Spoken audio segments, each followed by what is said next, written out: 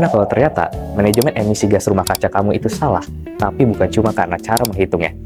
Manajemen emisi gas rumah kaca nggak cuma ngomong soal rumus dan faktor emisi yang digunakan, tapi juga soal kualitas data perusahaan kalian. Sesuai prinsip GHG Protokol dan standar keberlanjutan lainnya, data yang kalian kelola dan laporkan itu harus relevan, lengkap, konsisten, transparan, dan akurat. Semua itu bertujuan menghasilkan manajemen dan laporan emisi yang representatif terhadap skala perusahaan kalian. Bayangin, perusahaan punya 100 site operasional, tapi yang diinventarisasi cuma head office. Apa itu udah representatif intensitas emisinya? Atau data emisi aktivitas perkantoran dilaporkan, tapi data emisi aktivitas core bisnis tidak dilaporkan? Apa relevan laporan emisinya terhadap proses bisnis? Makanya, supaya manajemen dan pelaporan emisi gas rumah kaca kalian kredibel, kalian perlu paham 5 prinsip ini.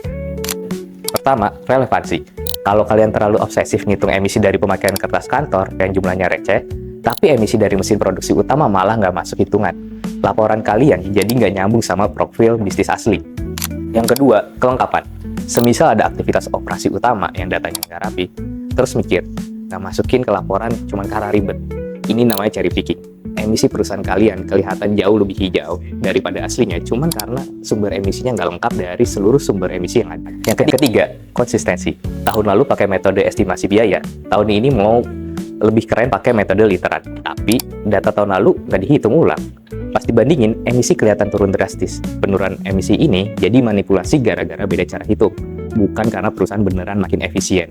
Yang keempat, transparansi. Di laporan cuma nulis total emisi 5.000 ton CO2 ekuivalen.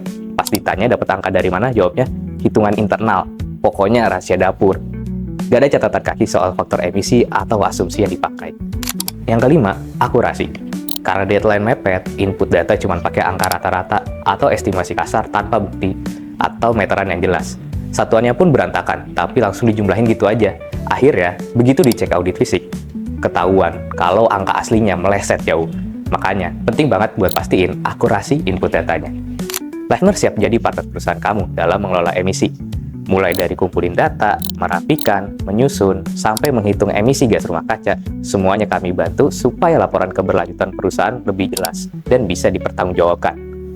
Jadi, urusan data emisi yang ribet bisa jadi lebih mudah bareng Lifener.